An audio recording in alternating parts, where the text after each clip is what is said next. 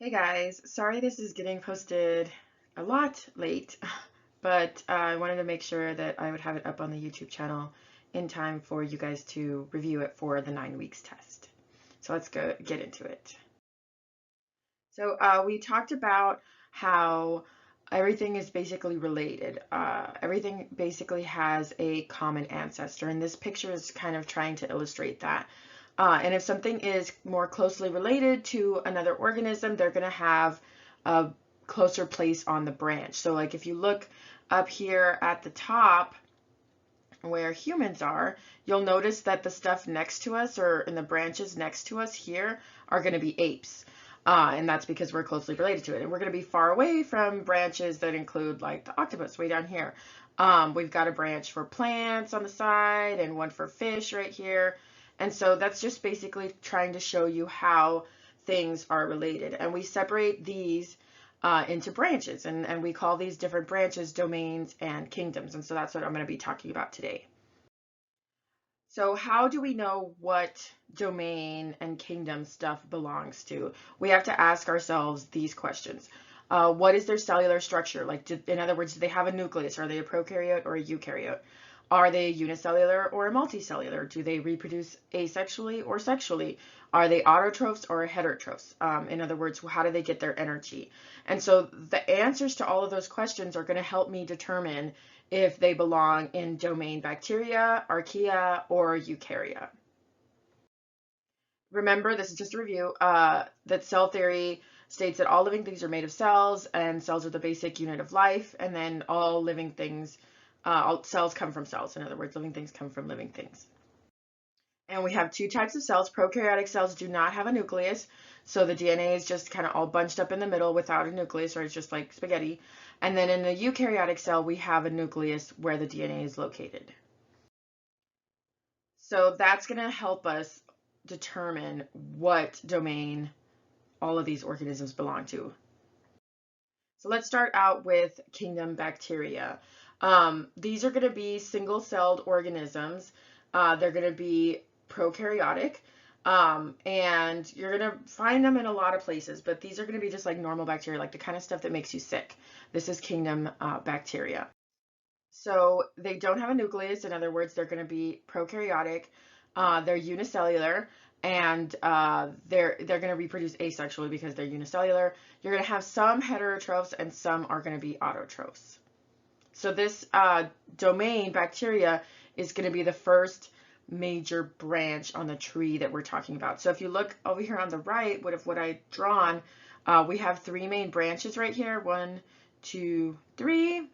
And so we're talking about this main branch right here, which is domain bacteria, and it has one branch that comes off of it, which is kingdom bacteria. So these first two branches are pretty simple. They only have one branch on each of them. And then the last branch, that's going to be a little bit more complicated.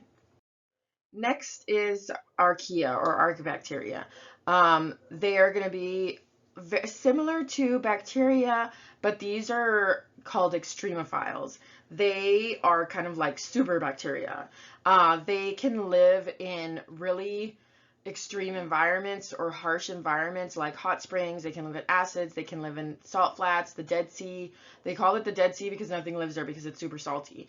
And so these are going to be really similar to bacteria, but they are like super strong. They can live in these extreme environments. Like for example, the hot springs in Yellowstone that are really acidic. These guys can live there.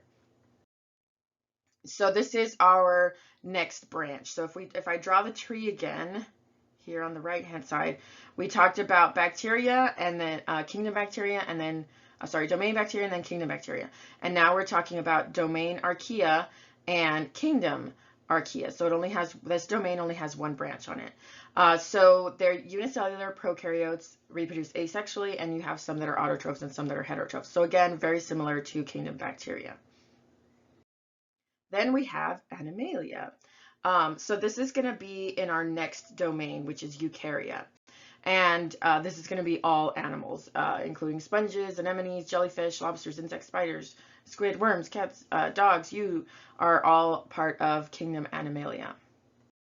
So here's my next big trunk. So we already talked about the first one, which was domain bacteria, kingdom bacteria, and then now we talked about the next one, which was domain archaea and kingdom archaea, and now we have our third big trunk right here, which is domain eukarya, and it's going to have 4 branches that come off of it, and that very first branch is Animalia, and this is the most complex organisms. They're going to be multicellular, they're going to be heterotrophs, because they consume other organisms, and they're going to mostly reproduce sexually. There will be a few that reproduce asexually. So then our next branch on domain eukarya is plants. So Plantae, kingdom Plantae. These are going to be autotrophs, right? They're flowering plants, mosses, ferns, and trees. So they are multicellular, and they can reproduce sexually and asexually. So some plants do get fertilized, so that's sexual reproduction. Other plants, like a part of, they'll do what's called budding, right? Parts of them will turn into a whole other plant, so that would be asexual reproduction. Then our third branch is fungi. So these are going to be eukaryotes, right? Because they belong to domain eukarya, and they're going to reproduce asexually. Mushrooms, yeast, and molds make up this kingdom. And then, so here we have fungi, mushrooms and molds. They're multicellular heterotrophs. Most of them are going to reproduce asexually. Like if you've ever kicked over a mushroom, right, you've seen the spores come out, so that's asexual reproduction. But some of them will also produce sexually. Then finally, we have kingdom Protista, and amoebas are part of Protista. So they're eukaryotes. They have a nucleus.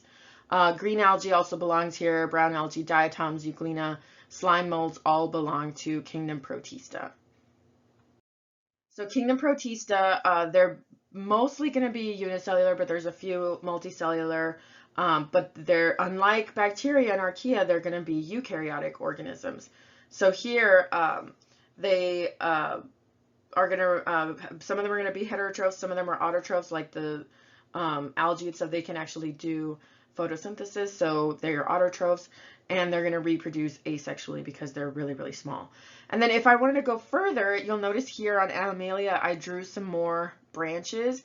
And so we have more categories that we can split these kingdoms into, called phylums and orders and groups and species and all of that stuff.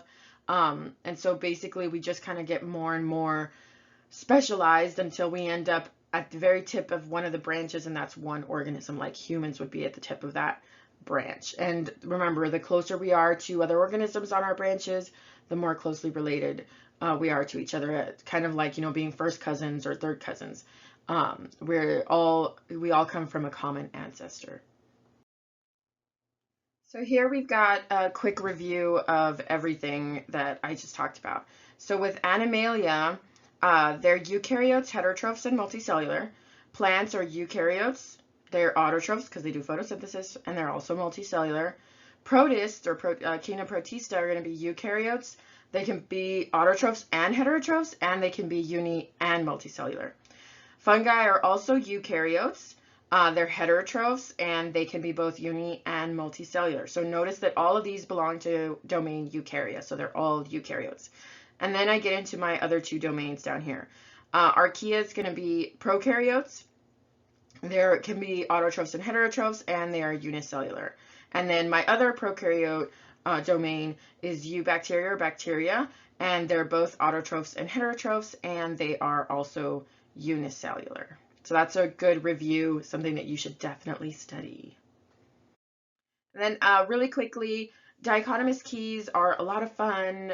We had fun with this this year, and it's just basically a way to figure out what type of organism something is by using kind of yes or no questions or this or that questions. So I'm going to give you a really simple example. For example, here, like let's say we're hiking along and we see an organism, or we're somewhere and we see an organism and we don't know what it is. So you ask yourself, you start on the left-hand side here, you ask yourself, does it have feathers? Yes or no, right? Let's say it does. And then we ask ourselves, well, does it swim? Yes or no? And if it does swim, then, oh, it's a duck, right? If it doesn't, it's like, oh, it's a hen or a chicken. And so this is a really simplified version of how dichotomous keys work. So we did a lot more complex ones. Remember to always start at the beginning. The hardest thing about dichotomous keys is going to be the vocabulary. So you need to know, what different leaves look like and what the parts of an insect are and that sort of thing. So that's a really good thing to review. Okay. Remember, if you have any questions, let me know and I will see you guys in class.